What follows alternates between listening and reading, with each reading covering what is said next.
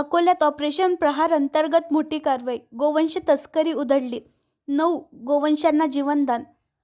7.66 लाखांचा मुद्देमाल जप्त.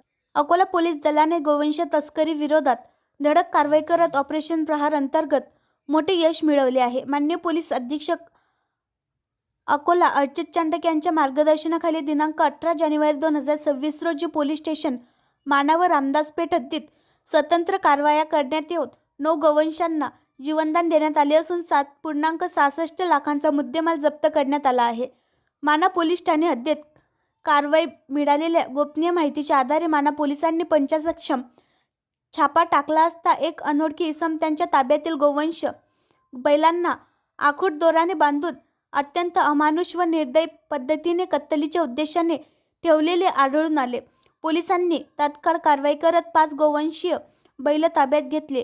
जप्त गोवंशाची अंदाजी किंमत 1.16 लाख इतकी आहे. रामदासपेठ पोलिसांची कारवाई.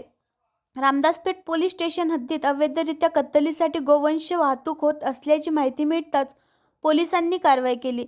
या कारवाईत 4 गोवंश, 1 पिकअप वाहन असा एकूण 6.5 लाखांचा मुद्देमाल जप्त करण्यात आला. या प्रकरणी महाराष्ट्रात प्राणी संरक्षण अधिनियम 1976 चे कलम 5, 9, 11 तसेच प्राण्यांना निर्दयतेने वागवण्यास प्रतिबंधक आणणारा अधिनियम 1960 चे कलम 11 1 AFHI अन्वये गुन्हा दाखल करण्यात आला.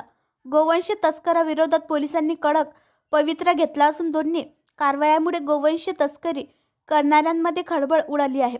अकोला पोलीस दल गोवंश तस्करी व प्राण्यांवरील क्रूरतेविरोधात कठोर भूमिका घेत असून ऑपरेशन प्रहार अंतर्गत अशा कारवाया पुढेही अधिक तीव्र करण्यात येणार असल्याचे पोलीस सूत्रांनी सांगितले.